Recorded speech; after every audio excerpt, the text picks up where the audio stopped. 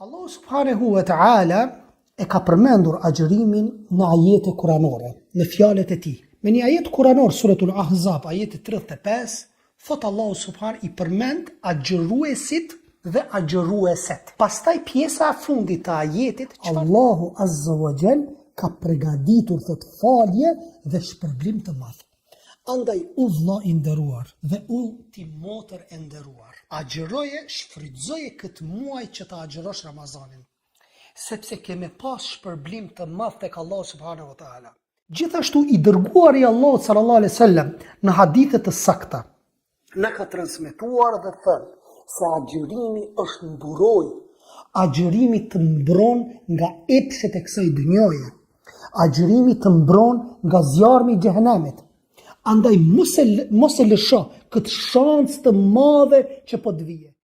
I dërguari Allahu sallallahu alaihi wasallam ka urdhëruar sidomos të rinjët që të agjërojnë, që t'i shtrydhin epshet e tyre. Të rinjët të cilët janë në kohën e pubertetit apo të adoleshencës dhe nuk kanë mundësi që të martohen, agjërimi është kurues apo mjekues i mirë për epshin. Thot Muhamedi alayhi salatu wasalam, s'ka njeri që agjëron një ditë për hir të Allahut subhanahu wa taala dhe si pasojë e këtij agjërimi Allahu subhanahu wa taala do ta largoj fytyrën tënde nga zjarri 70 pranvera. Vazhdon po ashtu Muhamedi alayhi salatu wasalam, kush agjëron një ditë për hir të Allahut subhanahu wa taala, Allahu do t'i bëj mes tij dhe zjarit një hendek, një barierë në një largësi sikur çfarë? Sikur qielli prej tokës. Agjëruesve u jepet shpërblimi pa hesab vllazni. Gjitha veprat janë për ty, ndërsa agjërimi është për Allahun subhanahu wa taala.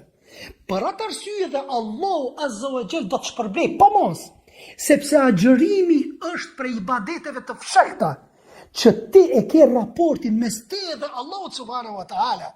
Ti mund ta gënjesh njeriun, por Allahun azza wa jall nuk e gënjej. Dhe ky ibadet është ibadet shumë i madh. Allahu thot me një hadith kutsi, çdo vepër e birit të Ademit është për të, siç tham, përveç agjërimit. Thot, i cili është për mua, thot, dhe unë do ta shpërblej atë. Po ashtu era që del nga goja e agjëruesit është më mirë, më këndshme tek Allahu se sa thot parfimi